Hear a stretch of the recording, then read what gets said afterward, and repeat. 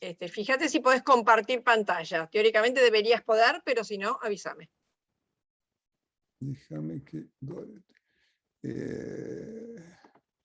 a ver si ven estos... Si Sí, ven perfecto, perfecto. Y yo, bueno, así. entonces, déjame, ahí está.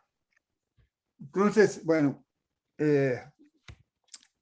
entonces, un poco como Rita y Marcelo y muchos de ustedes saben, nosotros trabajamos todo este tiempo en evolución de virus de RNA, en patogénesis y en vacunas. Hoy realmente me voy a focalizar en los trabajos más recientes de coronavirus, aunque hay muchas cosas más para discutir, pero pensé que eso quizás era lo que iba a ser más atractivo para todos ustedes. Pero como una especie de summary, de abstract, perdón, voy a mezclar palabras probablemente porque me olvidé en castellano, pero esto es un poco lo que el laboratorio ha tratado de hacer. El laboratorio trata de usar sistemas de, cultivo de células, animales y también observaciones epidemiológicas para tratar de conectar lo que pasa a nivel molecular con lo que pasa a nivel epidemiológico en esto que es la interacción del mundo de la microbiología con los seres humanos o otros individuos. Y usamos muchos diferentes modelos. Hemos trabajado mucho en enterovirus como polio, pero trabajamos también en dengue, con flevis, y como decía Marcelo, más recientemente nos pusimos a trabajar en SARS, en el SARS coronavirus 2. Y realmente lo que nos interesa es tratar de entender la evolución del virus, pero capturar la dinámica. Yo siempre digo que cuando uno tiene secuencia, por ejemplo, un virus en un momento, lo que está mirando es una foto del virus en un momento, pero eso no nos dice para dónde va a ir el virus. Es lo mismo que cuando uno tiene una foto de un gato que está en el aire, no se sabe si el gato se está cayendo o está saltando.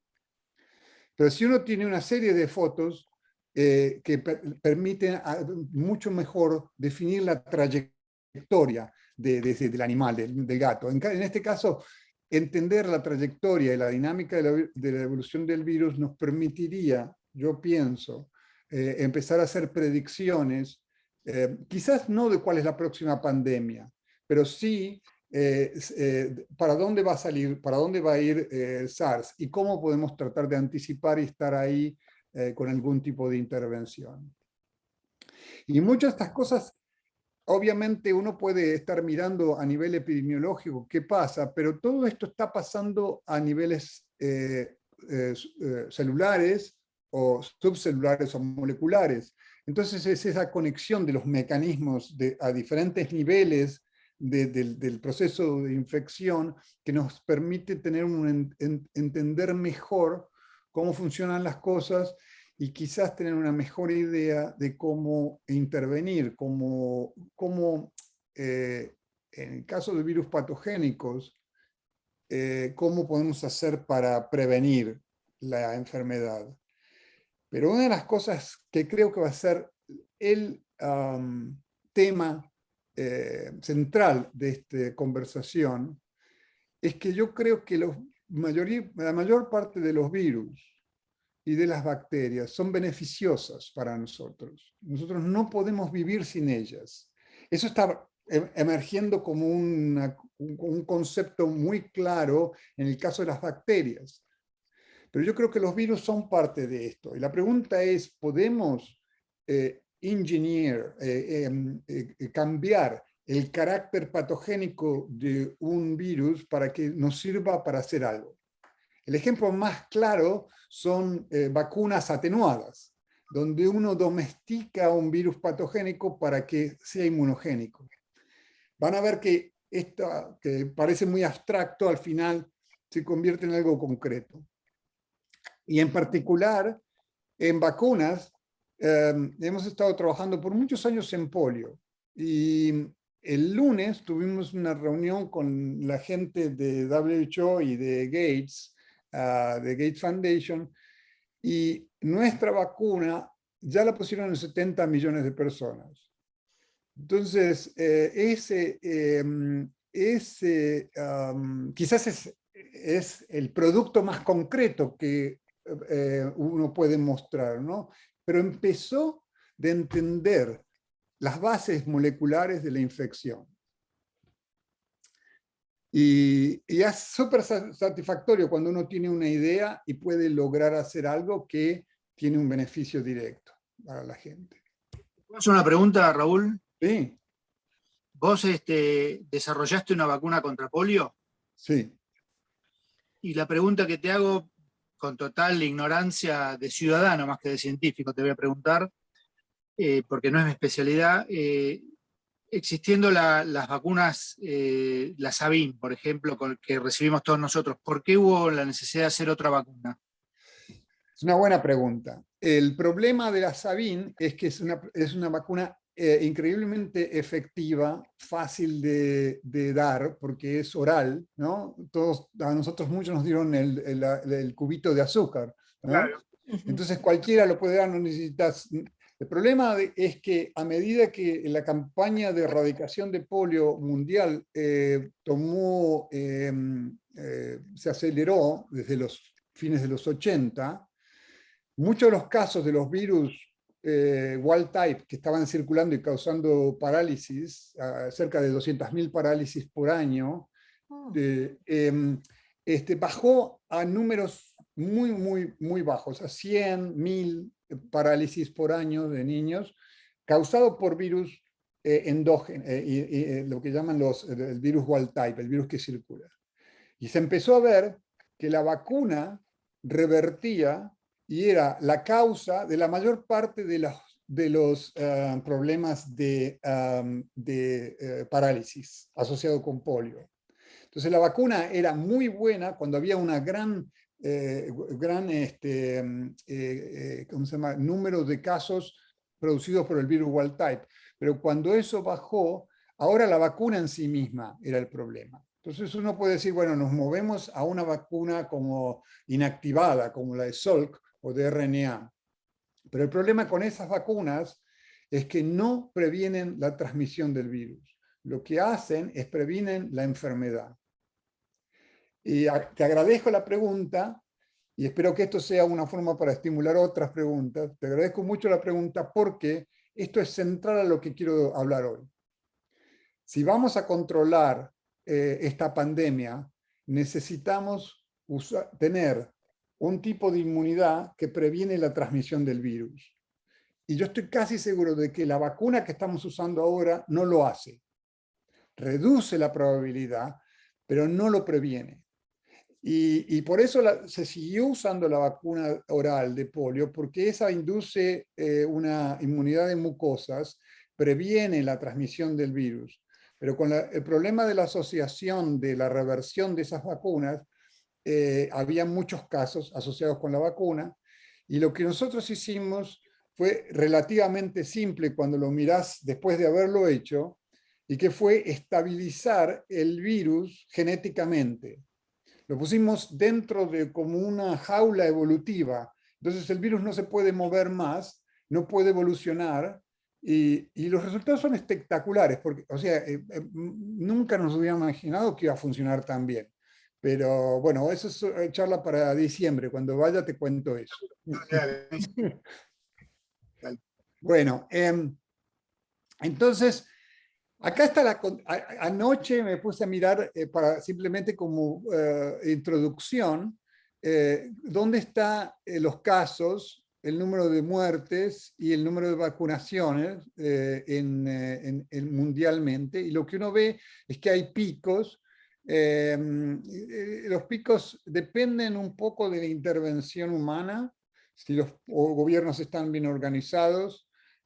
También depende probablemente de cuánto tiempo la gente pasa dentro de un recinto cerrado. lo que pasa globalmente en Estados Unidos y lo que pasa en Argentina en este momento. Y se ven también ese tema de la seasonality, de que el número de casos sube y baja cuando, con el invierno, pero en otros lugares también sube y baja con respecto a la época de lluvia, por ejemplo, en lugares tropicales. O sea que yo creo que hay muchos factores que determinan esto. La vacuna está obviamente funcionando y podemos discutir más. La vacuna es un milagro que en un año se hayan desarrollado estas vacunas.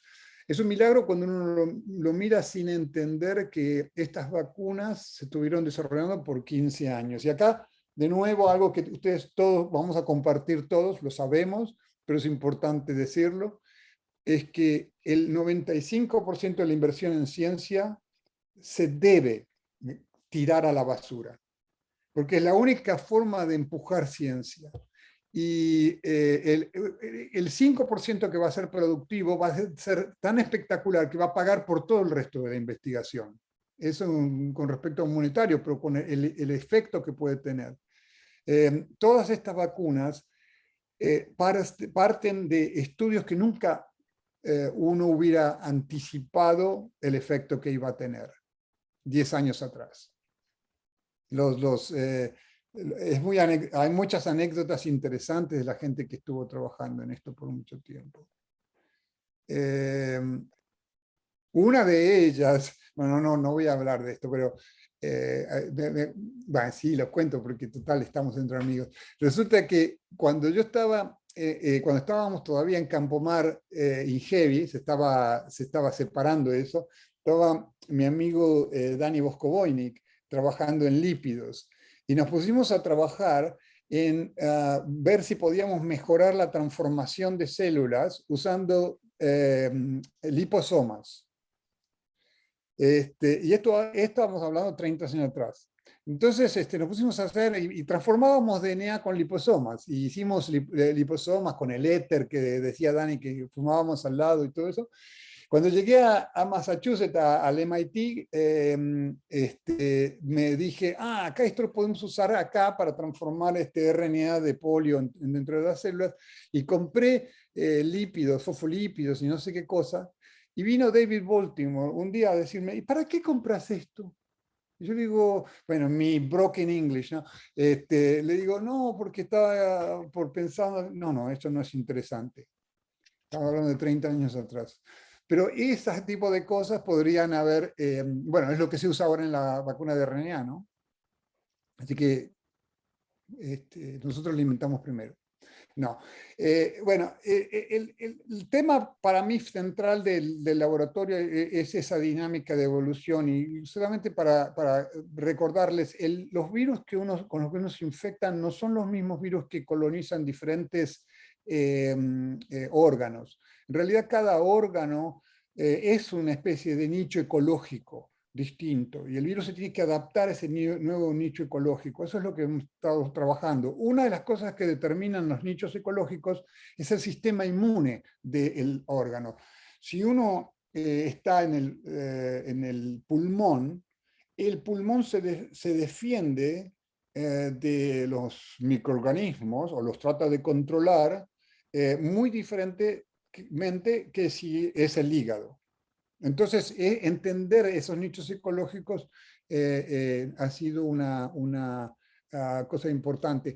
Y eso ayuda también a entender el tema de la transmisión. Y una de las cosas que para mí va a ser importante en los próximos meses, años, es que el mundo tiene SARS por todos lados.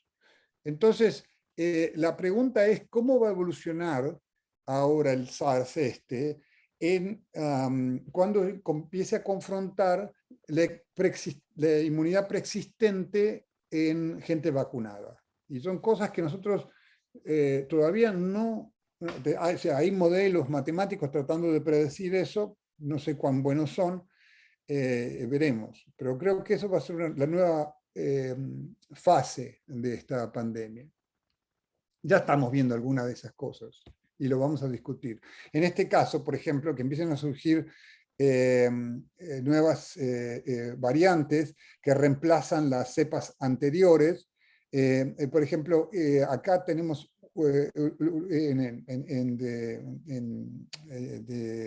Gran Bretaña, uno lo que ve es que había una cepa circulante, estos son números de proporción de esa cepa, y es reemplazada por esta nueva cepa, la que ahora llaman beta, me parece, B117, con un par de mutaciones en el spike, en la proteína de cobertura. Lo importante es que esta cepa de acá, de alguna manera, tiene un valor de lo que llamamos fitness, ¿no? Un valor de una robustez que reemplaza a la otra. Y hay dos cosas que uno puede aprender de esto. Uno es que la cepa que viene mejoró de alguna manera en su capacidad de transmitirse, que puede ser que se transmitan mejor, simplemente que vuele mejor de un individuo a otro, que sea más resistente al environment, a las condiciones físico-químicas de sequedad, de calor, etc. Puede ser que se produzca, el individuo infectado produzca mucho más virus y eso aumente la capacidad de transmisión. Puede ser que hayan encontrado formas de transmitirse que las primeras cepas no habían encontrado. Transmitirse mejor. Mucha gente se focaliza en la interacción del virus con el receptor. Y yo creo que eso es realmente una visión muy miope del problema, porque el virus es súper complejo y tiene un montón de funciones. Esa interacción obviamente tiene que estar optimizada, pero no tiene que ser más fuerte o más débil, sino que tiene que ser optimizada para esta situación en particular. Y esto vuelve para mí este tema de la dinámica de los procesos biológicos como esto, ¿no? Si el virus se queda muy fuertemente pegado al receptor, a lo mejor nunca termina infectando esa célula. Entonces, entender esos procesos es fundamental. Raúl, Entonces, sí. Raúl, discúlpame. De alguna forma, esta que estás viendo acá en Gran Bretaña, la cepa más oscurita, Sí. directamente avasalló la otra. Sí. Se terminó, digamos, como que la otra dejó de circular por completo. Es como que hay una competencia. Una competencia. Y de nuevo es una observación muy importante, porque si nos imaginamos que esta cepa no es patogénica, Exacto, por eso estaba pensando. Como que lo podés usar digamos, para... uno podría usarlo para desplazar a la otra, Exacto. como una competencia biológica. Y esto es central a lo que voy a hablar más tarde. Pero conceptualmente es exactamente la idea. Lo importante es cómo uno hace... Y bueno, por ahí puedo atraer ahora a colación eso. En África, en el proceso de la campaña de erradicación de polio, la gente ha calculado que comunidades que son vacunadas con polio, la nueva cepa o la vieja, está protegido contra polio, pero al mismo tiempo está protegido contra otras 10 enfermedades. Porque lo que uno está haciendo es generando en el individuo una condición ecológica que los otros patógenos no conocían. Y es central, entonces, este tipo de virus beneficiosos que pueden estar circulando en la población pueden ser fundamentales para controlar patógenos que en este momento no son patógenos porque estamos infectados con otras cosas, pero sí. Y entenderlo esto desde el punto de vista ecológico, donde está el nicho ecológico y después hay diferentes microorganismos que tratan de ocupar ese nicho ecológico. Esa idea de competencia, pero también puede haber un problema de que entre ellos cooperen para hacer que la situación sea más grave. Entonces no es tan simple, pero es importante el concepto. Bueno, las cepas estas tienen esas mutaciones en la superficie. Esto es el receptor y esto es esta parte de la spike. Ustedes ya lo saben, hay mutaciones acá. Esto es un poco lo que estuvimos trabajando. Nosotros aislamos la de California y colaboramos con gente, Mike Diamond en San Luis, para tratar de entender cómo estas mutaciones afectan la inmunidad preexistente. En particular, lo que Mike estaba estudiando era terapias de anticuerpos monoclonales, si esas mutaciones iban a afectarlo.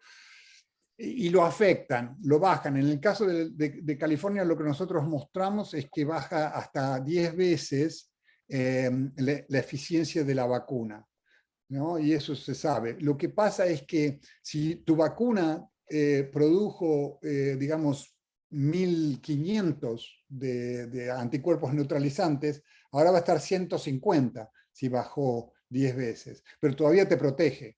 Entonces, esa es una cosa importante, y solamente eso se puede saber haciendo estudios epidemiológicos de resistencias en las vacunas. Está claro de que algunas vacunas, como por ejemplo la vacuna china, no induce anticuerpos neutralizantes tan altos, y por lo tanto cambios en el virus hace que la población vacunada con esa vacuna sea más susceptible.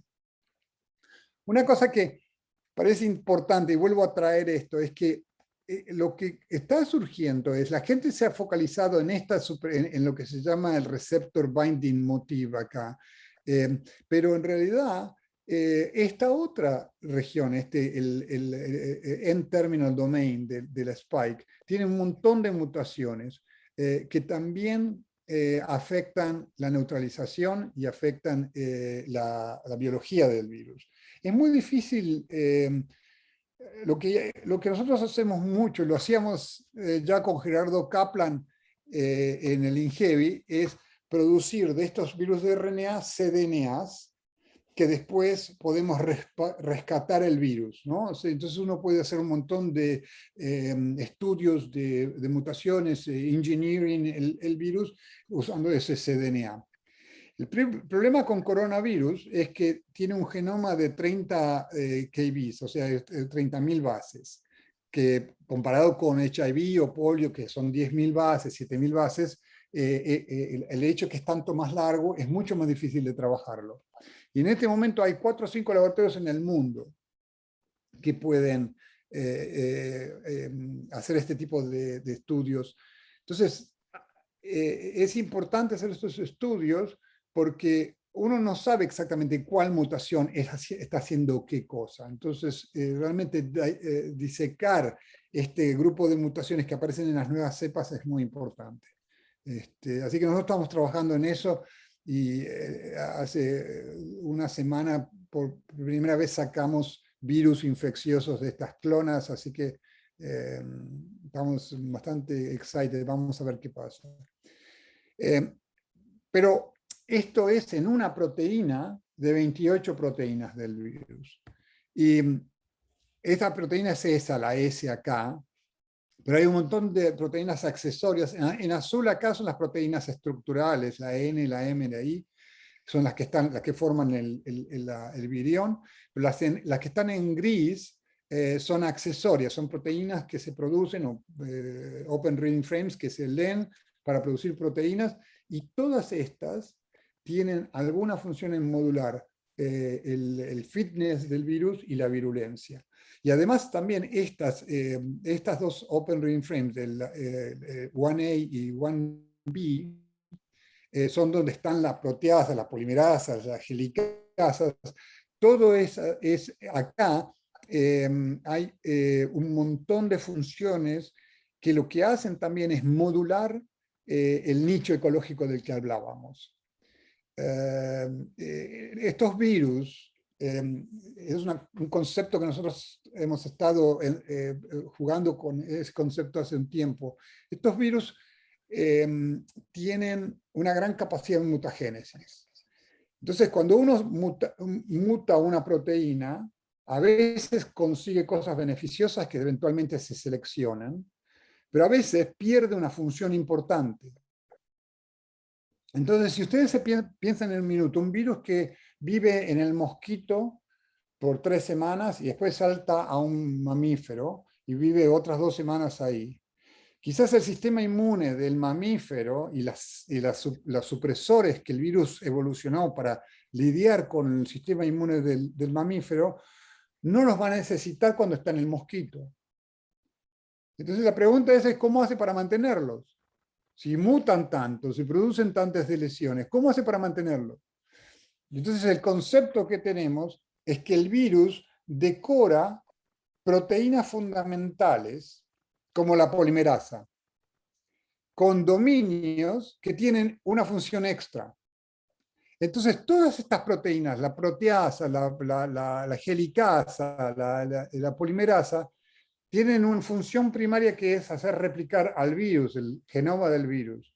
Pero están decoradas con estos loops, con estos dominios, que además se pegan a RIG-I, o algo que manda una señal al interferón. Entonces, cuando uno ve mutaciones en muchas de estas proteínas no estructurales, sobre todo no en la S, pueden estar teniendo una función fundamental con respecto, por ejemplo, a la producción del virus y por lo tanto a transmisión. Puede tener una función fundamental que hace que ahora el virus puede replicar en la parte superior del sistema respiratorio mejor que antes, porque como les decía antes, el sistema respiratorio también está dividido en segmentos. Lo que pasa en el pulmón es distinto a lo que pasa en la nariz. Y si el virus se transmite cuando uno estornuda, replicar ahí va a aumentar la forma de transmisión. Entonces, entender esos detalles ecológicos y de interacción con el host es fundamental. Acá pongo todas estas proteínas accesorias, pero nosotros sabemos que 7 de estas ya están reconocidas, tienen una función de modular el sistema inmune. Entonces, la pregunta realmente es, no todo pasa por la S, la gente mira la S porque es lo más simple, digamos, pero es como buscar la llave debajo del farol donde hay luz, porque se puede buscar ahí, pero no es que realmente sea la respuesta a todo. Ok, entonces, yo sé que muchos de ustedes saben de esto más que yo, pero quería traer a colación un poco este asunto de los sistemas, de los lineajes del sistema inmune y cómo eso está conectado a la enfermedad, a lo que llamamos COVID-19. Entonces, acá tenemos la célula hematopoyética, el stem cell hematopoyético, que produce 2 tipos de progenitores, el mieloide y el linfoide. El mieloide en general son células que nos protegen de bacterias y de hongos, y son las que producen la mayor parte de la inflamación, todas esas acciones de oxígeno activado, por ejemplo, ¿no? Que muchas de estas células, los basófilos, neutrófilos, eosinófilos, tiran al medio cuando hay un patógeno o un microorganismo extracelular. Este de acá es el que nos protege de virus y de cáncer también, ¿no? O sea, de invasores que están dentro de la célula. Tenemos las células que son natural killers, T-cells y B-cells, las más famosas. Estas producen anticuerpos, estas producen estos cytotoxic T-lymphocytes, pero muchos de estos también tienen otras regulaciones. Las B-cells, las T-cells tienen regulaciones de otro tipo, ¿no? Signaling, por un lado, de tirar citoquinas al medio, pero también funciones que no tienen relacionadas con producir. Hay B-cells ahora que se saben que tienen funciones antivirales que no tienen que ver con anticuerpos. Pero lo importante es que si bien esto es antiviral y esto es inflamatorio, ¿no? Y esto aumenta la coagulación e inflamación son características muy, muy claras asociadas con la gravedad de COVID-19. Y parece que con la edad hay un desbalance entre estos dos progenitores. Nosotros, que hemos estado en este mundo hace unos años, empezamos a producir mucho más de esto que de esto. Y eso también es asociado, la edad está asociado con la gravedad de la enfermedad. Entonces, otro tema fundamental, central a lo que quiero discutir hoy, es, ¿podemos cambiar este balance entre este tipo de células y este tipo de células? ¿Podemos manipular el sistema inmune? De manera que alguien que se enfermó con COVID y que tiene más de esto que de esto, ¿le podemos mover para acá? Hacerlo más antiviral y menos inflamatorio. Y nosotros hemos trabajado mucho con antivirales. Y tenemos varios papers ya de antivirales y contra COVID, que funcionan muy bien y todo. Pero yo no creo que por ahí venga la cosa. Porque cuando uno descubre que alguien está enfermo, el virus ya indujo esa inflamación. Lo que realmente uno tiene que hacer es tratar de estar un paso más allá de lo que el virus está causando. Y eso es el tipo de intervención que quiero describir en un minuto. ¿Cómo estamos de tiempo? Porque ya hablé tanto que ya no sé si... Está bien, Raúl. Vamos bien, vamos bien. Vamos ¿Sí? bien, no hay ningún problema. Bueno, entonces les cuento rápidamente. Esto no lo voy a contar en detalle, pero me parece fundamental, porque nosotros hicimos este trabajo hace 1 año y medio, lo tratamos de publicar, y cuando tratamos de publicar, mandamos a Science, a Nature, todos me dijeron, no, ya lo sabemos, a esto no es importante, no es relevante, aparte tenemos las vacunas. Bueno, lo terminamos publicando en Scientific Report, y ahora es súper relevante, entonces lo quería traer a colación. ¿Por qué desarrollar modelos matemáticos? Yo estoy fascinado con la idea de que uno puede tener un modelo y que el ser humano puede entender lo que pasa dentro de la supernova con un modelo matemático sin haber podido nunca estar en la supernova y nunca va a estar. Entonces, yo pienso que los modelos matemáticos tienen esa capacidad de formalizar una idea, ¿no? Y nos permite empezar a jugar con factores y entender cosas que no podemos medir muy bien, pero que nos permite entender la dinámica del proceso, por ejemplo, y como decía al principio, es tan importante. Y lo que hicimos en este caso es desarrollar un sistema matemático súper simple, y entrenamos el sistema usando data empírica de epidemiológico y tratar de examinar qué elementos, qué intervenciones podían afectar el curso de la epidemia. Obvio. Y en ese momento estábamos pensando en cuestiones no farmacológicas. Ahora estamos empezando a trabajar un poco con las de las vacunas. Pero en realidad el resultado es interesante, pero no es lo importante. Lo importante es el ejercicio, el haber armado estas cosas y poder armar estas cosas. Y un poco lo puse porque pienso que muchos de ustedes piensan en estas cosas continuamente. Y para nosotros ha sido un gran challenge tratar de armar estos modelos matemáticos en el laboratorio, trayendo físicos y bioinformáticos, pero después termina siendo una cosa súper linda donde la gente que no tiene la intuición matemática empieza a perderle el miedo a las ecuaciones y a jugar con ellas. El modelo que tenemos, que hicimos, es un modelo de Pac-Man. Es como, no sé si los muy jóvenes jugaron alguna vez con un Pac-Man, pero la cosa es que es una bolita que va golpeando contra los bordes de una superficie, y esto es un individuo. Y acá la clave es, el individuo susceptible es azul, el individuo susceptible que usa máscara es verde, el que está infectado tiene un círculo rojo. Entonces decimos, bueno, si dos bolitas de estas, dos individuos están a una distancia menor de 2 radios, o sea que están en contacto, porque 2 radios están medidos del centro de la bolita, están en contacto, o sea, están en estas condiciones. En ese caso se produce una infección. O sea que este que no estaba infectado, ahora se infecta. Esa es la base del modelo, ¿no? Y decimos que algunos de ellos se recuperan. Después de 10 días, ellos ya no se recuperan y no son más infecciosos.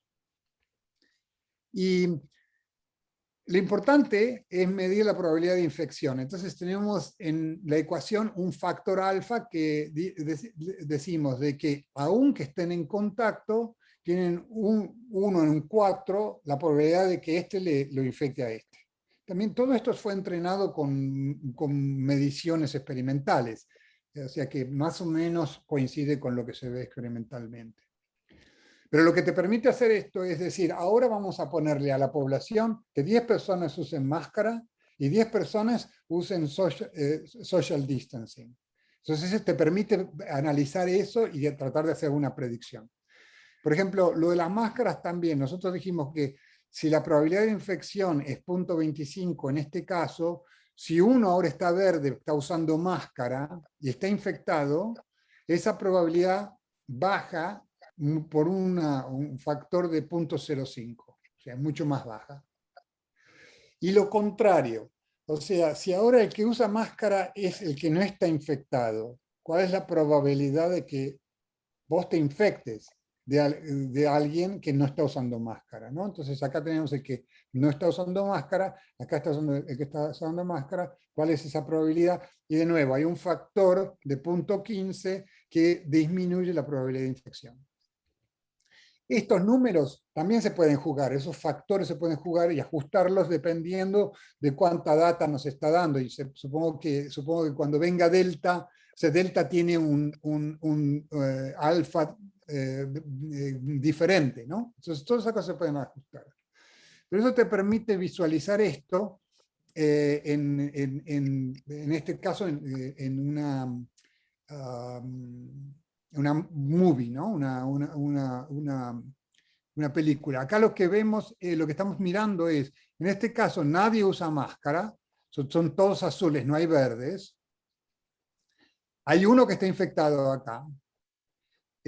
Y bueno, y usamos estos parámetros que estaba contando. Entonces, si empieza a moverse, ellos se mueven independientemente. Cuando entran en contacto con otros, empiezan a infectar a los otros.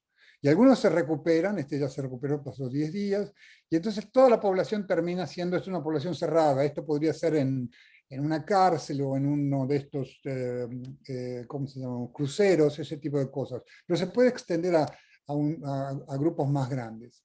Y llega un momento que todo el mundo está recuperado y en principio todo el mundo estaría protegido si es cierto que la inmunidad se mantiene.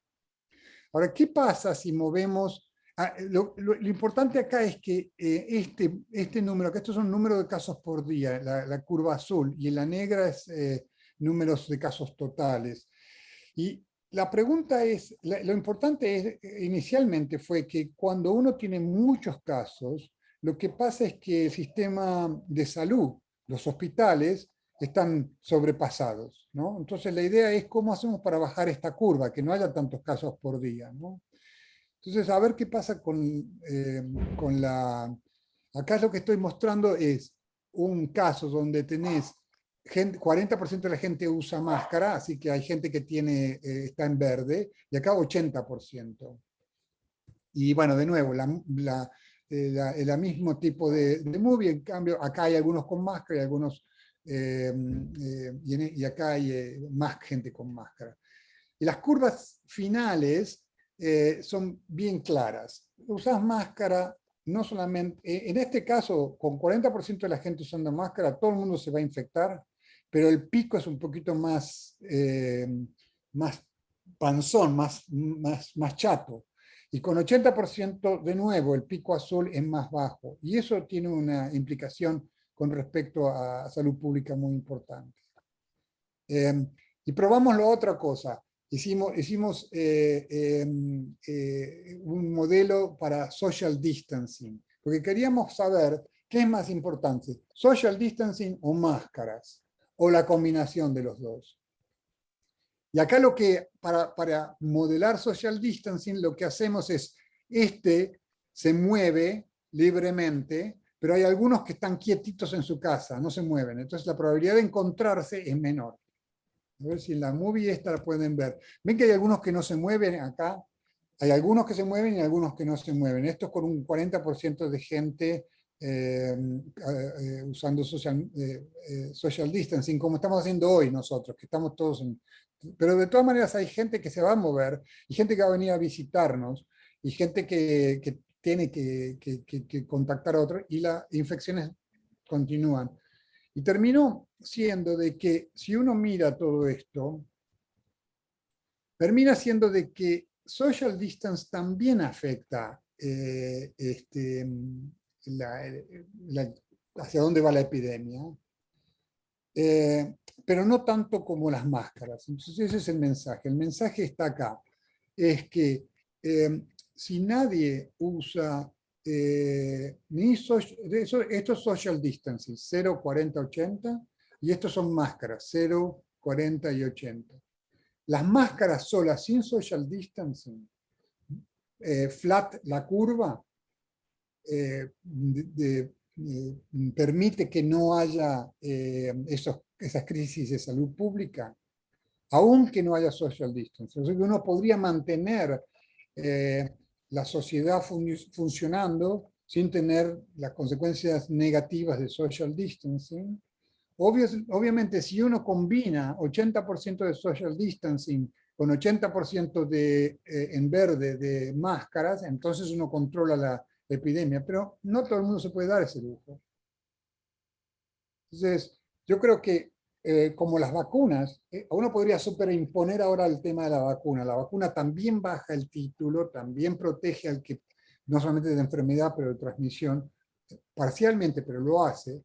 Entonces, yo creo que todavía uno debería seguir usando máscaras. Yo creo que el social distancing tiene un efecto tan negativo para la sociedad, económico, pero también psicológico y todo, ¿no? Los chicos que no pueden ir al colegio. Máscaras. Primer mensaje. Bueno. Ahora dejamos la epidemiología detrás y quiero hablar un poquito de esto que desarrollamos últimamente, que a mí me parece que los resultados son resultados de las últimas semanas. El paper está bajo submission, lo mandamos a los reviewers relativamente positivos, así que está en marcha, pero no está publicado. Así que todo esto es no publicado. Lo que hemos hecho por muchos años fue estudiar, como decía en el primer slide, en cultivo celular o en animales, cómo se diferencian las poblaciones de los virus en diferentes nichos ecológicos, y con eso secuenciamos esto, después estudiamos esto estadísticamente para entender cómo se diferencian las poblaciones y cómo una población en el hígado es distinta en el sistema respiratorio, entender esas dinámicas. Y también miramos qué pasa con la expresión génica en los diferentes tejidos, porque obviamente eso es parte del nicho ecológico, lo que caracteriza el nicho ecológico. Y acá viene esta cosa de mucho de la dinámica está dictado por la diferencia, por mutaciones, ¿no?, que ocurren en los genomas virales, pero también por este proceso de recombinación, donde todo un fragmento del genoma viral se recombina con un fragmento de otro genoma viral que está circulando en la misma célula, que está coinfectando la misma célula. Y esto de recombinación y mutaciones son las dos cosas que generan diversidad en una población de virus y realmente propulsan la evolución de los virus. Entonces, hemos estado tratando de entender este tipo de fenómenos por largo tiempo. Pero una de las cosas que la gente ignoró por mucho tiempo es que recombinación no es perfecta. Si bien la recombinación aumenta el rate de evolución, la recombinación no es perfecta, y a veces lo que pasa es la polimerasa está leyendo este genoma, ¿no? Viene por acá. Normalmente salta acá y entonces ahora hace un recombinante que tiene este pedazo del genoma y este pedazo del genoma. pero a veces la polimerasa se equivoca y salta hacia adelante. Y lo que produce es una delesión. En este caso, una delesión de GFP, que era una forma que nosotros medíamos este tema de la recombinación. Pero a veces produce delesiones en el genoma, generando genomas que pueden replicar, pero no pueden transmitirse, que llamamos defective interferon particles. Lo descubrió Alex Wan y David Baltimore en los 70s, y después aparecieron en muchos virus. Los virus todo el tiempo están generando este tipo de deleciones. A ver qué pasó acá. Entonces, nosotros llamamos estos DIPs o Defective Interferon Particles. Hay gente que también lo llama Defective Viral Genomes. Pero las poblaciones estas son una mezcla de el virus, que es infeccioso, y estos otros elementos que no son infecciosos. Y la pregunta, en cultivo de tejido lo que veíamos, o veía todo el mundo, es que interfiere con la replicación del wild type. Y resulta que en este paper que acaba de ser aceptado, lo que mostramos es que si uno, de nuevo usando modelos matemáticos, que si uno infecta la misma célula con este defective interferon particle y el wild type, le compite al wild type por cosas que él no tiene, por ejemplo la cápside, pero también le compite por cosas que la célula normalmente le proporciona al virus, pero que los dos están usando. Entonces realmente es un cheater. No produce progenie, pero le roba al otro lo que necesita para producir progenie, ¿no? Ese es el modelo. Ese era el modelo que la gente tenía. Nosotros demostramos, estudiamos un poco más, por muchos años, 20 años o 30 años. Entonces queríamos entender un poco más cuál era la función de estos cheaters, de estos defective interferon particles, en el curso de la infección de un virus wild type. Y para eso lo que hicimos es, le lesionamos la cápside a polio. Yo soy muy aquerenciado y una vez que me enamoro de algo o de alguien, no lo largo. Entonces, con polio trabajo hace 50 años, no sé hace cuánto. Entonces, de nuevo, delesionamos la cápside de polio, le pusimos GFP para poder seguirlo y lo empezamos a estudiar. Lo podemos empaquetar en unas células que le dan la cápside para producir puras partículas defectivas sin el virus mutante, simplemente una caracterización, infectar células y las ves verdes porque expresan GIF. Entonces, en este experimento, un poco repetición de lo que ya les dije. Si infectas un virus wild type con lo llamamos E-tip ahora, lo llamamos enterovirus therapeutic interferon particle. Y lo de therapeutic ya les puede empezar a dar una idea de hacia dónde vamos. Si este es un cheater que inhibe al wild type, ¿lo puedo usar como una terapia? Una terapia de alguna manera viva, digamos. No una molécula pequeña, sino algo de terapia. Entonces, bueno, empezamos con polio y ahí le inhibe 10 veces. Bueno, está bien, se puede hacer inhibirlo más, qué sé yo, pero en estas condiciones 10 veces. Después miramos polio type 3, que es un polio totalmente inmunológicamente, serotípicamente distinto, también lo inhibe. Esto es menos y más el E-tip. Esto es Coxsackie. Coxsackie produce una enfermedad, está asociada con diabetes y con problemas de miocarditis, con inflamación del corazón, un montón de gente que tiene problemas cardíacos por una infección crónica con este virus. Y estos dos virus de acá son nuevos virus, entre los virus que están circulando, aparecieron epidemias, sobre todo en el sur de Asia, en el sur de China y en Vietnam, 71 y 68. Y en Estados Unidos están preocupados por el 68 porque hubieron varias epidemias de chicos que se quedan paralizados como polio con este nuevo virus. Entonces también lo probamos ahí. Estos son rinos. Este es el virus del resfrío común, ¿no? También lo inhibe. O sea, son todos parecidos, son todos picornavirus estos, y todos son inhibidos por el E-type1, que es el polio. Y después lo probamos con flu y también inhibe a flu. Lo probamos con SARS coronavirus, también inhibe.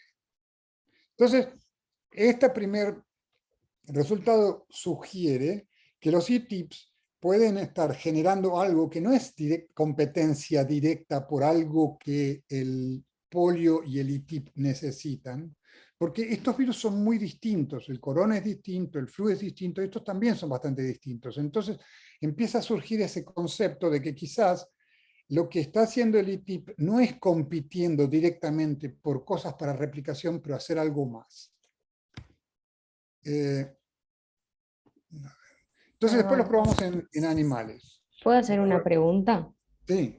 En el caso de que esto funcione contra varios tipos de virus, ¿se podría administrar? O sea, en realidad la pregunta sería, ¿cómo se podría administrar? ¿Como en forma de vacuna o algo Bueno, más ciencia ficción de desparramarlo? si me esperás 10 Ah, ok, minutos, ok. Perdón. exacto, ahí donde vamos. Genial. Entonces, acá hicimos un experimento en animales. Esto es intraperitoneal, o sea, le hacemos una inyección en el peritoneo. Esto es una coinfección, esto es polio y esto es el E-type. Y entonces ves que el E-type te protege 80% de los animales, mientras que estos se van muriendo todos. Si irradiamos con UV el E-type, o sea que le rompemos el RNA o lo crosslinkeamos, no es más efectivo. O sea que no es algo que está impuro en la preparación del E-type o que quedó algo de interferón de las células o algo, sino que es el virus el E-type tiene que replicar para ser efectivo. Lo probamos con Coxsackie y de nuevo protege. Coxsackie no es, el modelo de ratón no es muy bueno para Coxsackie, pero bueno, mata, esto es sobrevida, así que mata como el 70%, 30% de los animales y esto los protege a todos los otros. Este es patogénesis, acá medimos el peso del animal durante los primeros días de la infección y ves que cuando lo infectas con Coxsackie los bichos pierden hasta como 20% del peso, se sienten mal y no comen, ni toman agua, pero si le ponemos el E-type, entonces están protegidos. Entonces, un poco para lo que Rosario me estaba preguntando antes, ¿se puede poner de alguna otra manera que no sea intraperitoneal o intramuscular? Entonces lo probamos intranasalmente. Acuérdense que muchos de los virus que estábamos tratando de ver son infecciones respiratorias. Por ejemplo, el EBD68 es respiratorio, los rhinos son respiratorios, flu es respiratorio y corona. Entonces lo ponemos intranasal, unas gotitas en la nariz del virus junto con polio y de nuevo protege significativamente con respecto al polio solo, y cuando está UV inactivado no protege. Y esto muestra por qué protege acá, porque cuando en rojo está tratado con el E-type, y en negro es cuando no está tratado, y en este negro acá es en el cerebro, y esto es en el vaso, y ves que el polio replica en el cerebro, por eso mata a los animales, y en el spleen, se desparrama por varios lugares, pero si le pones esto, inhibís prácticamente a cero la producción de virus en esos órganos.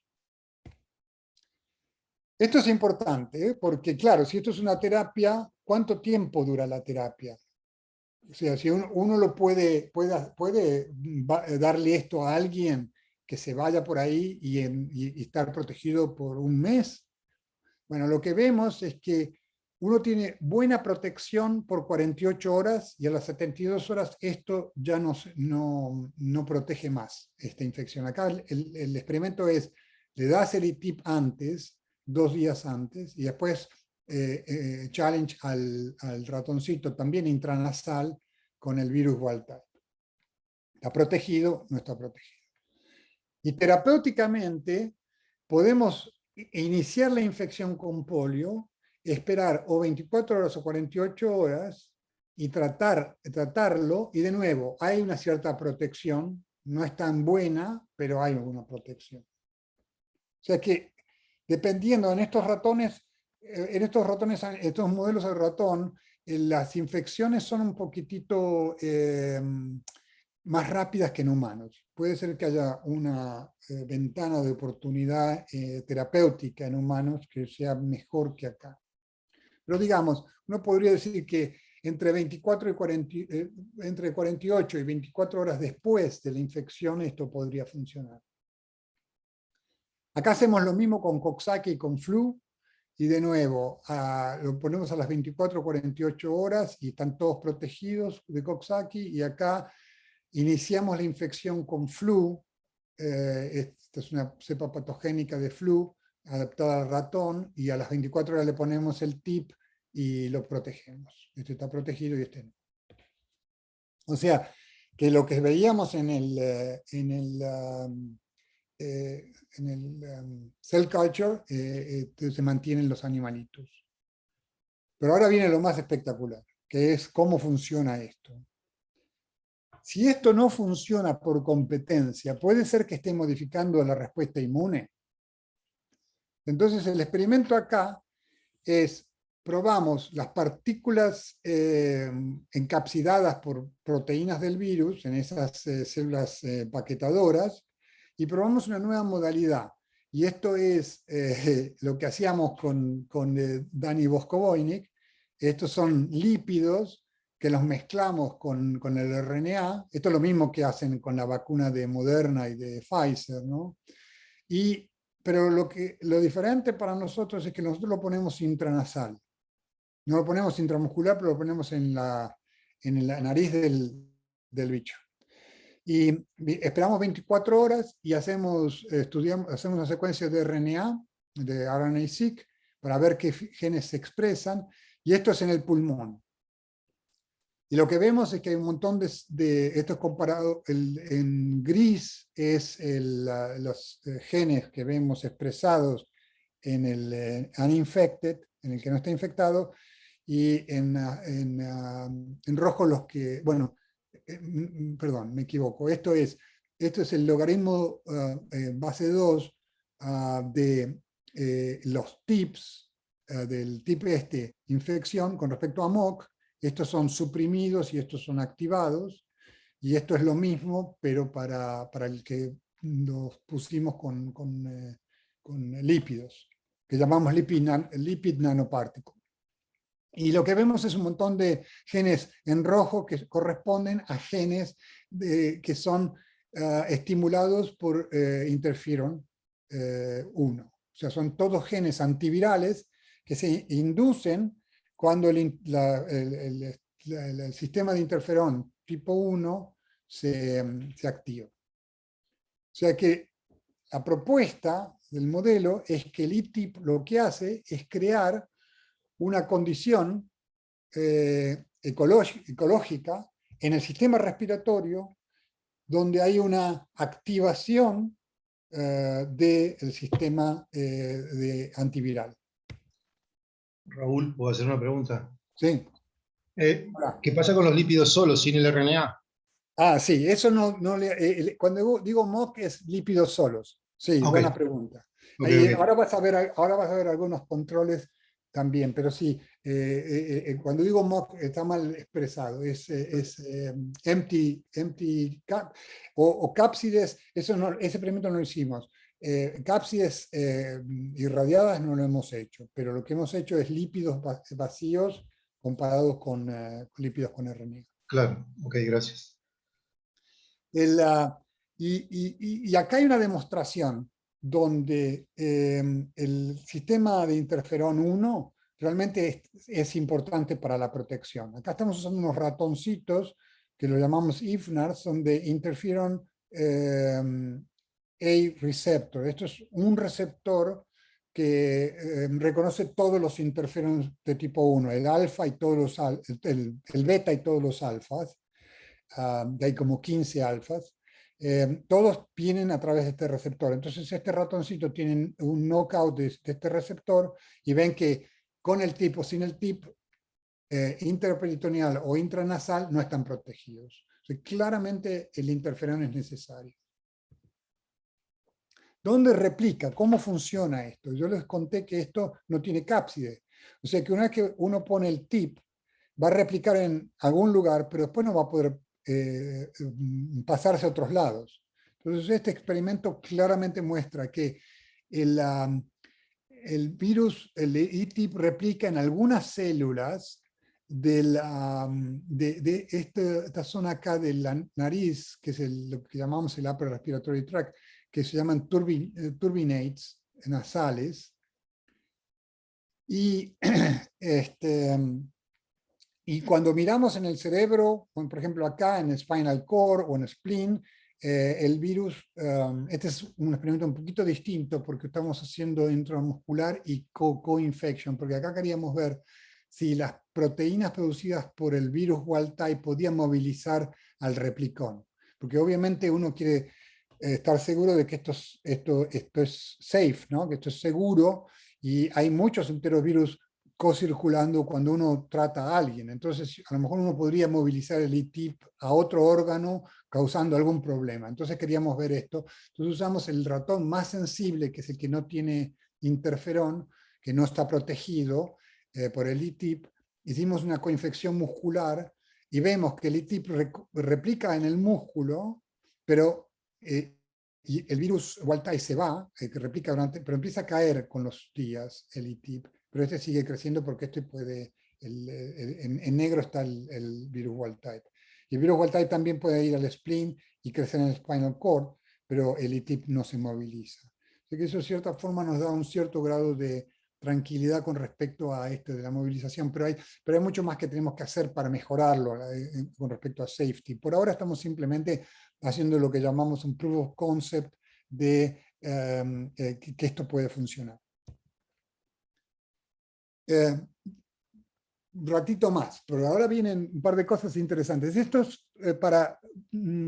un trabajo que hicimos en colaboración con un amigo que era un estudiante en lo de David Baltimore, Peter Jackson, que ahora es un profesor en Stanford, y colaboramos, como decía Marcelo, hicimos un montón de... Eso fue interesante. La pandemia a nosotros no solamente cambió el objetivo, pero también nos abrió las posibilidades de empezar a colaborar con un montón de gente con la que antes no colaborábamos. Como llaman acá en Silicon Valley, disruption, que es una forma de generar oportunidades, ¿no? Fue interesante. Pero bueno, lo que hicimos con Peter fue ver el curso de la infección en un sistema de organoides de células epiteliales respiratorias que producen cilia y mucosa, son muy parecidas a lo que pasa en el sistema respiratorio. Lo que vemos es algo interesante.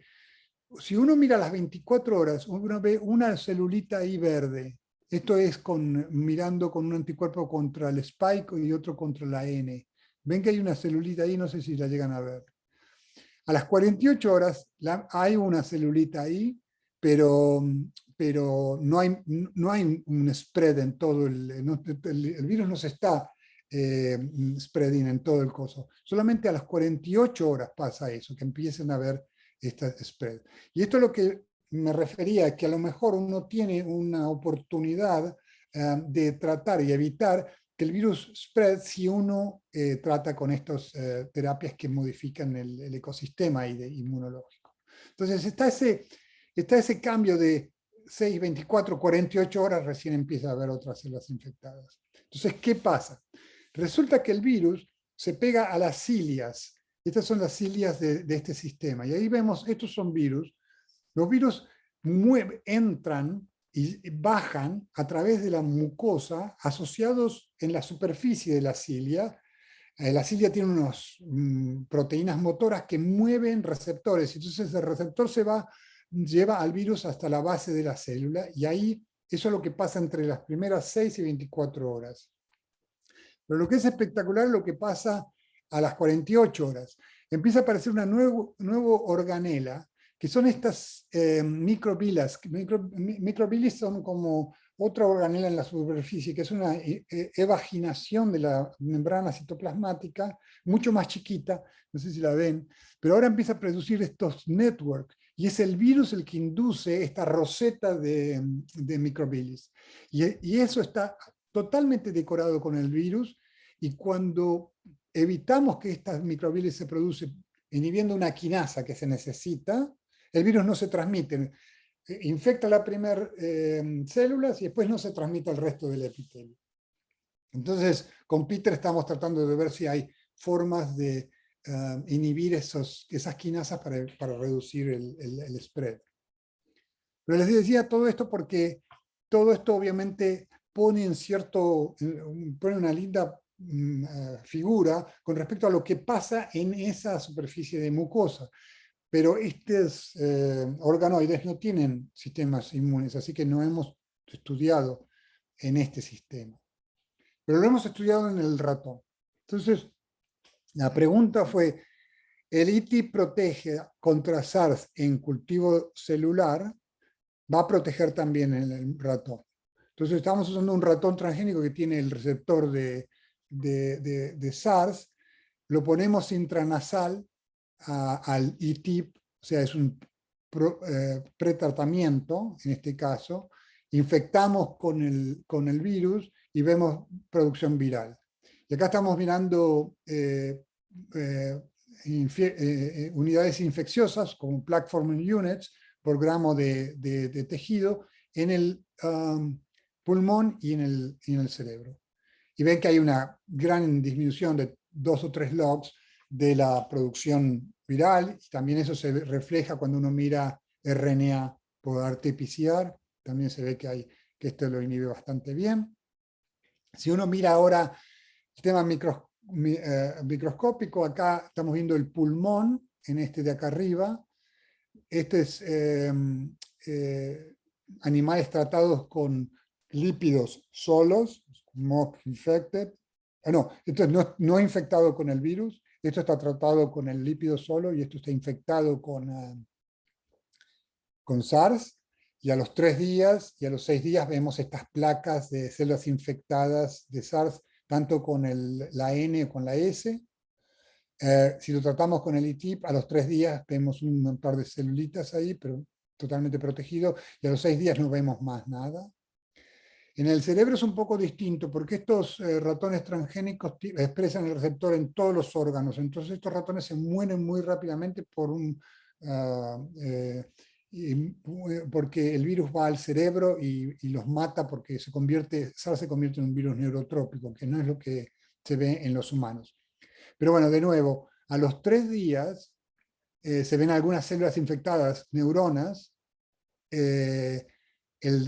pero con el ITIP no vemos nada, y a los 6 días vemos un montón de neuronas infectadas, pero tratados son menos. Este gráfico de acá muestra una cosa que ya podían anticipar. Si este ITIP lo que hace es invocar un sistema antiviral no específico, debería funcionar no solamente contra todos los picornavirus, pero contra flu, contra SARS y contra las nuevas variantes de SARS. Y acá probamos esta es la de Gran Bretaña, y esta es la que aislamos en California, y ahora estamos probando con Delta, a ver qué pasa, pero claramente ves una diferencia de replicación, un poco de variación, pero hay 1 a 2 logs de reducción, y esto es profiláctico, o sea, esto es en las mismas condiciones acá, dando el ITIP primero, y esto es terapéutico, o sea que infectamos y 24 horas después le ponemos el SARS, y también acá protege muy lindo contra el de la... Pero bueno, 5 minutos más y ya terminamos, pero hay 2 cosas más que quería traer a colación. Esto es la inflamación, porque se acuerdan que hablé de inflamación y antiviral. Esto es lo que se ve en un pulmón no infectado. Esto es lo que se ve en un pulmón infectado a los 3 días. Y ven que hay un montón de infiltración. Esto es eosinófilo, ¿cómo es? esta tinción es hemotercilin eosina. Cuando yo era chico, lo ayudaba a mi papá a teñir con estas cosas. Así que, bueno, va más atrás de mi experiencia con esto. Pero bueno, la cosa es que hay esta infiltración de leucocitos. Esto marca leucocitos. Y vemos una infiltración muy grande de leucocitos, y esto se puede medir el grado de inflamación peribronquial y alveolar. Si uno trata con el ITIP, también vemos una infiltración de leucocitos, pero no vemos placas. Entonces hay un proceso de protección, pero todavía hay una infiltración de leucocitos. Y lo que yo diría es que estos leucocitos de acá son distintos a los leucocitos de acá. Tal vez esto es más proinflamatorio y tal vez esto es más antiviral. Entonces medimos eso, y esto es bien complejo, un slide bien complejo, pero vemos diferencias. Esto básicamente lo que estamos viendo acá es MOC tratado con ITIP, infectado con SARS solo o infectado con SARS más ITIP. Y vemos que hay diferencias en algunas células. No sabemos bien todavía cuáles las que están haciendo el trabajo, pero vemos que hay más eosinófilos. Ahí están estos classic dendritic cells, neutrófilos, NK cells y B cells. A mí las que realmente me llaman la atención son eosinófilos, NK cells y B cells, que parecen ser protectoras más que inflamatorias. Pero obviamente acá lo que tenemos que empezar a hacer es usar formas de evitar que estas células sean reclutadas usando anticuerpos o ratones modificados genéticamente, para entender un poco más cuál es el mecanismo de protección. Pero esta es la última, en serio. Este resultado salió hace 2 semanas y a mí me parece que es muy significativo. El experimento acá es muy simple. De nuevo, hacemos un tratamiento nasal con el ITIP, después lo challenge con el SARS, esperamos 3 días y miramos cuánto virus hay en el pulmón, y ven que cuando tratás con SARS, como les mostré hasta ahora, hay una gran inhibición de la replicación viral, ¿no? SARS no replica. Pero esta parte es lo interesante. Estos ratoncitos, los que sobreviven, los dejamos 21 días y después miramos anticuerpos neutralizantes. Porque la pregunta es, ¿este tratamiento también genera protección contra una reinfección a largo plazo? Y lo que vemos, en azul está el SARS tratado con el ITIP, en rojo es el que está simplemente infectado con SARS. Y usamos diferentes cantidades de SARS acá, 10 a la 5, 10 a la 4, 10 a la 3. Lo que vemos, si se focalizan en los rojos, se ve que hay una dosis dependent zero conversion, o sea que hay más anticuerpos neutralizantes a medida que uno pone más SARS, que es lógico. Pero si uno inhibe completamente con el ITIP, todavía tiene anticuerpos neutralizantes al mismo nivel que si no le hubiéramos hecho nada. Tanto para 10 a la 4, 10 a la 5, 10 a la 4, 10 a la 3. Y luego, si uno creo que son 4 o 5 semanas, reinfecta a esos animales con SARS, lo que uno ve es que incluso, esto es cuando he tratado con ITIP, ¿no? Este es el ratoncito tratado con SARS y ITIP, está protegido, o sea que estos son cantidad de virus en el pulmón. Si el ratón estaba infectado con SARS, tiene 10 veces menos virus en el pulmón. Pero si lo tratamos con el ITIP, tiene más, un efecto mayor. Y a 10 a la 4 parece que los dos tratamientos funcionan.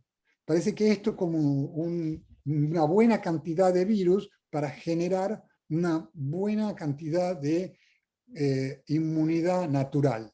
Si tenés mucho, a lo mejor el virus empieza a modular el sistema inmune de una manera que tampoco generás, a pesar de haber estado muy enfermo con SARS, tampoco estás totalmente protegido por la reinfección, y eso se ve epidemiológicamente.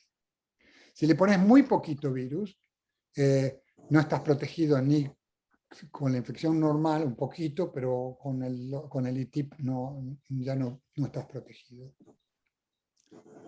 Bueno, obviamente hay, no sé, 20 experimentos más para hacer de esto y tratar de entender un poco más estas condiciones, pero lo dejo acá, digamos, el ITIP simula una infección, pero no es una infección maliciosa, porque no se spread, pero produce interferón y aparte otros mensajeros, porque hay leakage del contenido celular.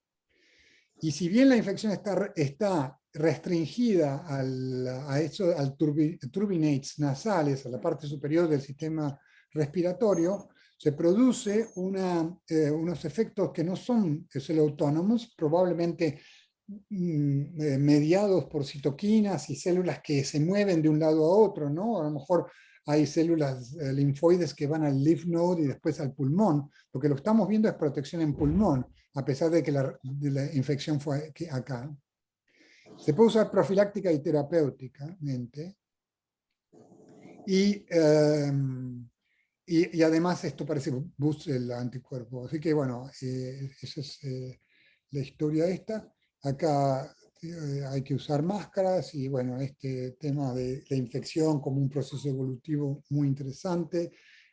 Podemos engineer microorganismos para que sean beneficiosos. Digamos, para mí eso es, digamos, realmente la ciencia del futuro. Nosotros no somos individuos que estamos aislados en el mundo, estamos continuamente interaccionando con los microorganismos. Entonces, y bueno, ahí termino. Perdón que un poco largo, pero me entusiasmé. Lindísimo, Raúl. Y como les dije antes, una de las grandes cosas es que me olvidé de poner el slide de agradecimiento, pero esto es un trabajo, no sé, 20, 30 personas, o sea que tendría que haberlo puesto. Muchos de ellos en mi laboratorio, muchos en colaboración, incluyendo muchas de estas cosas es en colaboración con Judith, que trabajamos muchas cosas juntos, gente acá de Stanford, gente de UCSF. Así que gracias a todos por trabajar juntos. Bueno, Fue buenísimo, Raúl, buenísimo, me encantó, muy bien. No esperaba menos de vos. no, Buenísimo. muy bueno. Muchas gracias. Gracias, Raúl. Muy bueno. Sí, Hola. sí, sí. Hola, ¿cómo va? Bien, ¿cómo estás? Bien. Lindo de verte. Buenísimo. Sí, excelente. Estaría muy orgulloso el doc, estaría muy orgulloso de Raúl. Segurísima de eso, sí. Yo siempre digo que nosotros a veces nos olvidamos de la importancia de la gente que vino antes que nosotros. Y es tan importante reconocer eso. A mí me gusta mucho la arqueología. Y estaba escuchando unas lectures de los incas hace poco. Y los incas lo que hacían era, tenían a sus antepasados, los momificaban y los guardaban en sus casas. Sus casas crecían verticalmente porque los cuartos de adelante eran de las generaciones anteriores. Y una vez al año los sacaban a pasear, les daban cerveza, los sacaban a pasear por la calle del pueblo, de Cusco. Y a mí me parece que es tan importante que saber la importancia, el impacto que la gente que vino antes tuvo en nosotros. Y agradecerlo, continuamente estar agradeciendo. Y el doc, ahí arriba, tengo una foto del doc, ¿ya? Mis perritos que ladran. Perdón. Raúl, ¿puedo hacerte una pregunta de curiosidad? Sí. Con respecto al interferón 1, ¿se comenta que hay estudios clínicos usándolo ahora o no? Perdón, no te escucho bien. El interferón 1 Sí. se está usando para la parte clínica. Es una muy buena pregunta. Uno podría decir que esto es lo mismo que usar interferón, pero yo creo que usar interferón es, bueno, se sabe, ¿no? La gente usaba interferón contra hepatitis C. Hacía una combinación de una molécula pequeña, un nucleósido que se llama ribavirina, con interferón. Y el problema era que la gente generaba efectos secundarios del tratamiento de interferón. Y la razón es que uno no sabe exactamente cuál es la dosis del interferón que se puede usar. En casos, en SARS, la gente empezó a hacer interferón y mostraron en sistemas animales que protegía, pero es muy difícil de manejarlo. Lo que yo creo que tiene la ventaja acá es que uno está usando un sistema de infección que tiene sus acelerador y sus brakes. El sistema inmune no quiere overreaccionar, pero evolucionó para combatir infecciones. Entonces es mucho más, si querés, sutil, mucho más natural, ¿no? Usar un virus o un virus debilitado, un virus beneficioso, para generar una respuesta de interferón localizada que además tiene un momento en que los breaks la paran, ¿no? Y nosotros vimos, eso es un slide que no mostré, pero nosotros vemos que el virus replica por 24 horas en estas células. El interferón dura otras 48 horas y después desaparece todo. Entonces es interesante que hay una correlación entre la producción del interferón y este estado antiviral. Pero es un poquito más sutil, quizás un poco más orgánico, diría. Muchas gracias, excelente conferencia. Muchas gracias, Raúl, y un gusto verte. Sí, igualmente, Tere. Un gusto. Raúl, perdón. No, decí antes. Bueno, nada. Quería saber, de pasar del modelo ratón al tratamiento con personas, ¿cuánto tenemos de tiempo? ¿Cuántas cosas? Bueno, como les decía, hace una semana que empezamos a tener estos resultados. O sea que realmente nos falta estudiar un montón más de entender esto. Mi esperanza es que la experiencia con la vacuna de polio va a pavimentar el camino a un clinical trial. Porque sabemos que es seguro. O sea, si estuviéramos usando un virus incluso el virus de SARS modificado de esta manera, nadie sabe si le estamos sacando el pedazo adecuado o lo que sea. Pero entonces la idea ahora es pasar, esto lo hicimos con virus, con polio 1, pero que originalmente era patogénico. Entonces ahora lo queremos pasar a la vacuna de Sabin que nosotros desarrollamos, que se llama NOPV2, Nueva Oral Polio Vaccine. Usar eso. Y a lo mejor eso nos ayuda.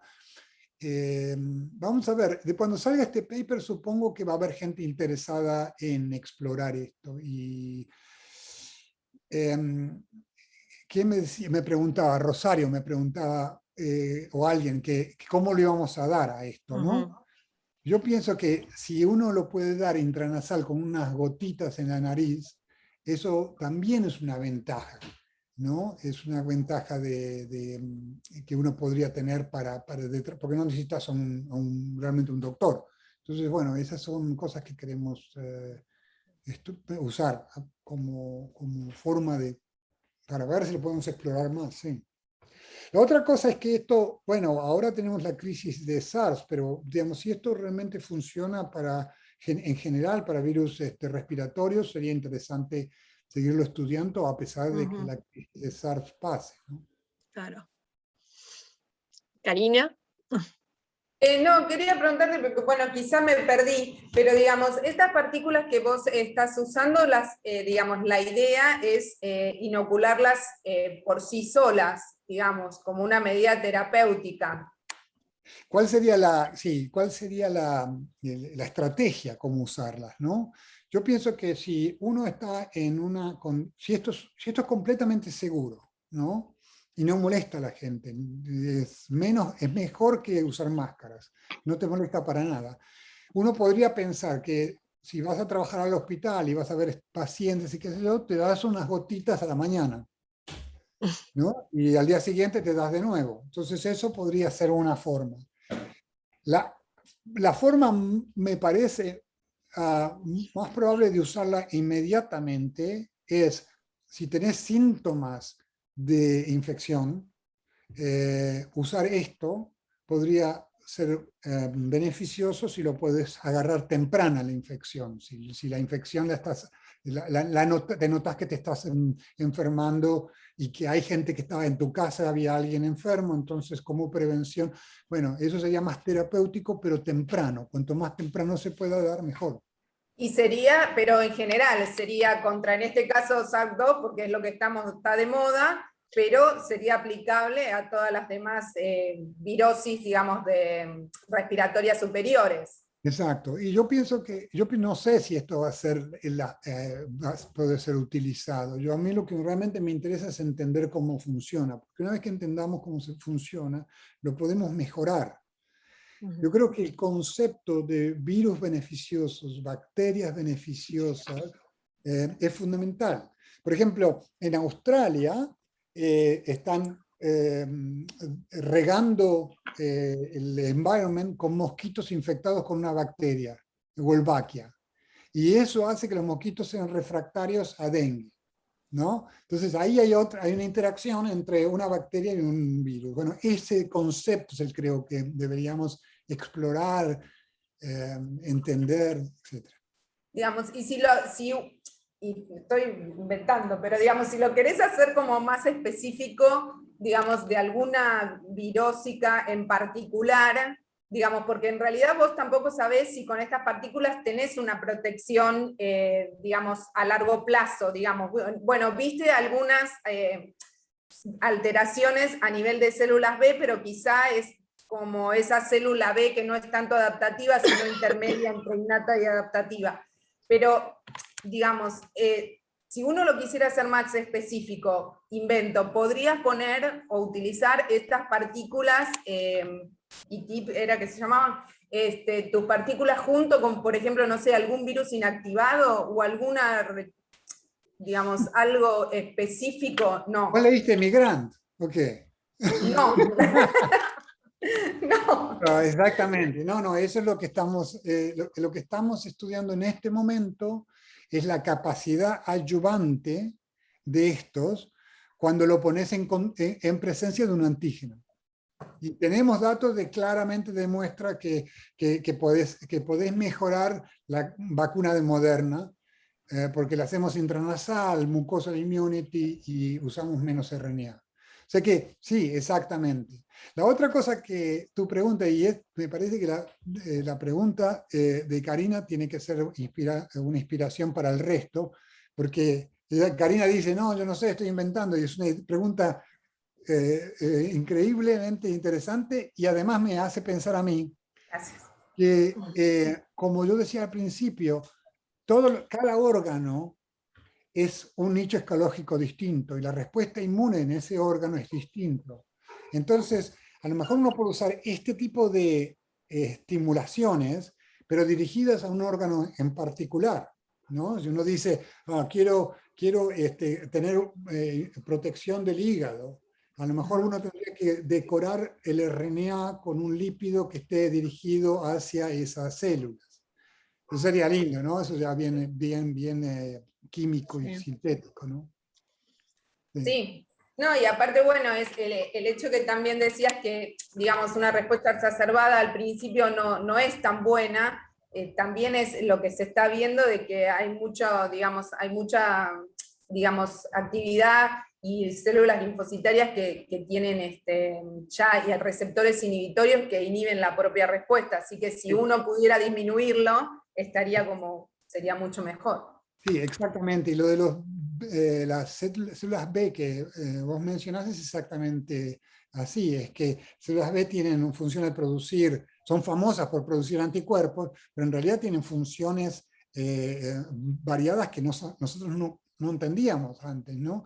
Entonces cambiarle el carácter a la respuesta es, sí, supresora, inflamatoria, a una más antiviral. Sí. Excelente, muchísimas gracias, hermosa tu charla. Gracias por las preguntas. Marcelo, ¿vos querías hacer una pregunta? Estás muteado, Marcelo. Estás muteado. Sí, perdón. Sí, yendo a la primera parte de tu seminario, el tema de la separación entre el efecto del uso de la máscara y de la distancia. Lo que te quería preguntar es si vos estás viendo ya cambios en las regulaciones, por ejemplo, dentro de los laboratorios o en lugares públicos, haciendo más insistencia en Estados Unidos, por ejemplo, respecto del uso de la máscara, y no tanto en la distancia, o todavía eso no se ve. Por ejemplo, es muy claro en el tema de los aviones, que por un tema de comercial, de que cierren los números, si entran las personas una al lado de la otra, obligándolo a usar máscara. Pero en otros lugares no está tan claro. ¿Cómo está pasando eso y si hay alguna evolución que vos hayas visto en tu propio laboratorio o en la universidad respecto de los aforos, ¿no? Y el uso de la máscara? No, es de nuevo una buena pregunta. Obviamente todo este tema de la máscara y de la vacuna se convirtió en un problema político, y tratar de separar esas dos cosas también muestra un poco cómo manejamos los problemas, ¿no? Tal vez no demasiado racionalmente a veces, y lleva a que líderes propongan hacer cosas que en realidad están mal, ¿no? Dejar de usar la máscara, obviamente fue todos lo sentimos, es una necesidad de volver a una vida media normal, ¿no? Un poquito más normal. En Israel, por ejemplo, donde vemos un gobierno muy organizado, con un sistema de salud muy organizado y un uso de vacunas, digamos, confianza ciega a la ciencia, ¿no? Todo el mundo vacunado. Cuando todo el mundo estaba vacunado y ya vieron que los casos bajaban, dijeron, saquémonos las máscaras, vamos a los bares. No, ya se pasó. Y empiezan a haber un pico. O sea, de nuevo vemos en Israel que hay un montón de casos de gente que termina en el hospital, mucho más infectados. Esas cosas nos muestran, y lo que pasa también acá en Estados Unidos, que las vacunas no bloquean la transmisión del virus, que el virus está transmitiéndose, quizás en focos, pero está en la población. Dejas de usar la máscara, quizás ves menos casos de gente gravemente enferma, pero el virus sigue transmitiéndose. Entonces yo pienso que el uso de la máscara es fundamental para evitar que el virus siga circulando. Si el virus circula, particularmente en presencia de inmunidad generada por la vacuna, se van a producir cepas resistentes, no hay duda, no hay duda. Entonces hay una necesidad del uso de la máscara, no por protección personal, sino realmente protección a la comunidad y al mundo, porque esto es una cuestión global. Y yo lo que pienso es, decirle a la gente que no vaya a visitar a su familia, a sus amigos, que no vaya al bar, es difícil, no vaya a trabajar, es difícil, la gente tiene que ir a trabajar. Pero decirle a la gente, usar la máscara, no es tan difícil, digamos, es un poco molesto, pero digamos, es lo mismo como que usar pantalones largos, es un poco molesto usar pantalones largos, pero nadie sale en calzoncillos a la calle, ¿no? Bueno, en Inglaterra una vez al año creo que salen, pero creo que no es tan raro despedirle a la gente que use una forma de proteger a los otros y protegerse uno mismo. Y concretamente lo que vos preguntas es, inicialmente la gente dice, ahora estamos todos vacunados, no pasa nada, pero todas las universidades, el estado de California, todos piden usar máscaras en lugares cerrados, y eso obviamente tiene un gran impacto. UCSF, donde nosotros estamos, el DEAN medio está, digamos, reaccionando más allá, y ahora no nos deja ni siquiera reunirnos para group meeting o seminarios. Que hasta el final de septiembre no van a cambiar esa política.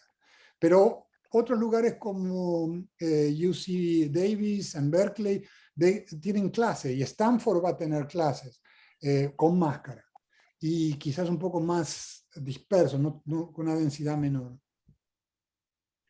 Sí. Y es un tema que permea por todos lados, ¿eh? No es la ciencia y la sociedad, Sí. Llena de poros por todos lados. Así Exacto. que bueno, buenísimo. Lo bueno sería que aprendiéramos de esta experiencia, ¿no? Y mejoráramos para la próxima vez. Estamos aprendiendo un montón. Sí. Reflejos que duran. Sí, exacto. Pero sabemos poco del origen de toda esta pandemia, Raúl. ¿Qué comentan allá?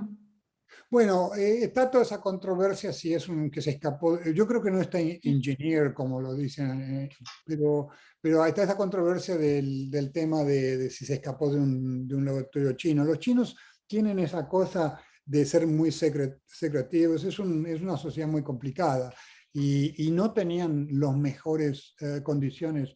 El laboratorio es muy bueno, el laboratorio en Wuhan, pero trabajaban con el virus en condiciones donde no era BSL-3, ¿no? No era,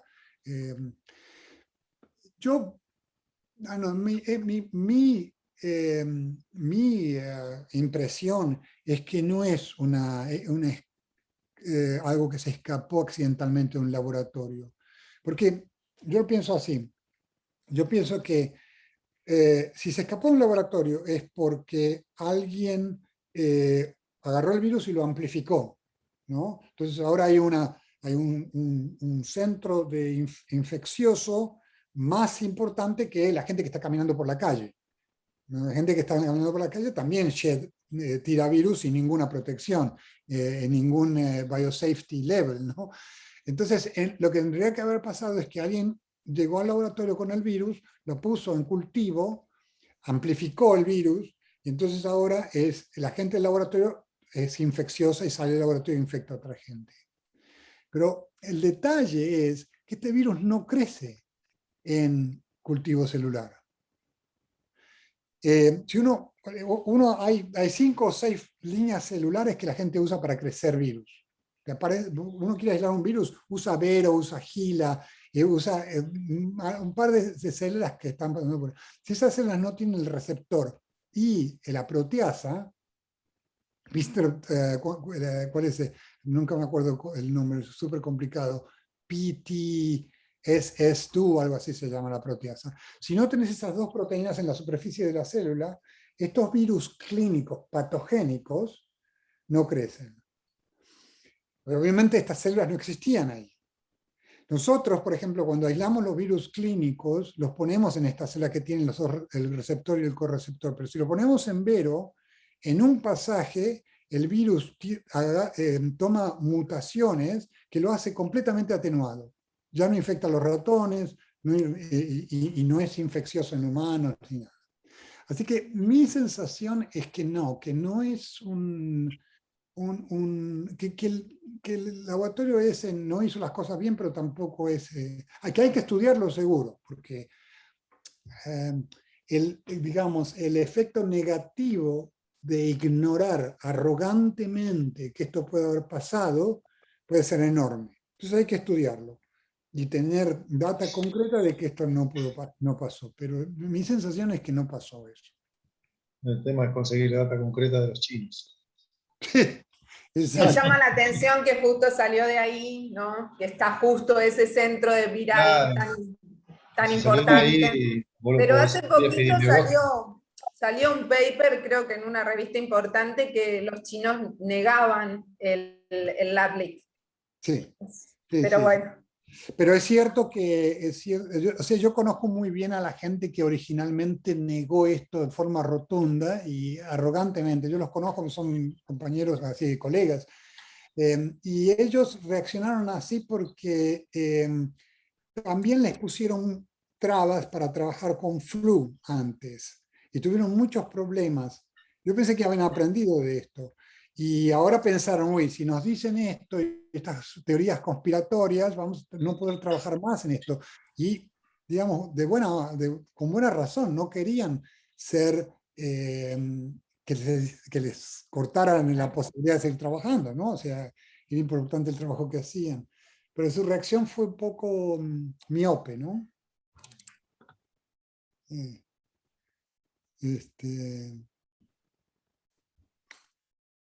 Lindísimo, te hemos exprimido. Sí. Bueno, cada vez que vienen, lo exprimimos. Cada vez que viene el Ikeo y lo exprimimos. Bueno, en diciembre lo hacemos en vivo. Sí. En diciembre les hago la continuación y ahí sí vamos a cenar. Con máscaras. Con máscaras. Las gotitas. Máscara Una máscara especial para abrir la boca. La L tip one y vamos todos a cenar. Exacto. Empezamos a formar parte del trial. Buenísimo, yo los tomo. No. Buenísimo. Bueno, qué gusto, la verdad, un gusto, una pena no poder estar ahí, pero lindo de verlos. Y de nuevo, reitero lo que decía al principio. Estamos separados, pero no tanto. Un email, un Zoom. Si la gente necesita conversar de algo, obviamente el tiempo es limitado, pero si podemos armar una conversación, algo que sea útil para lo que están haciendo ahí, más que contento de ayudar y bueno, y conectar acá la gente joven con laboratorios de UCSF, con gente que está trabajando. Sé que hay gente que trabaja en cosas muy interesantes de neurobiología. Acá hay un montón de gente haciendo cosas lindas de neurobiología que pueden conectar por ahí. Así que, bueno, nada, mándenme un email. Buenísimo. Buenísimo. Bueno, mil gracias, Raúl, y por tu disponibilidad y por todo, ¿eh? Así que bueno, un aplauso general, que te llegue a través del éter, del virtual. Bueno, besos y abrazos. Mandale Besos cariños para Judith, así que... Sí, le voy a mandar. Saludos a Judith. Dale, Bueno, buenísimo. Okay, gracias. Mil gracias. Chau, Hasta chau. luego. Gracias, que estés bien. Chao, chao. Excelente. Gracias. Rita, ¿nosotros nos quedamos por lo de la materia? Mira, yo creo que no vale la pena ahora, No, ya que bueno. es tan largo, ¿no es cierto? Salvo nos charlamos después cualquier cosa, ¿eh? Bueno, dale, vos avisa. Buenísimo, perfecto. Bueno, un beso. Rita, Hermosa la mandame charla, los apellidos. Te mando los apellidos, exacto.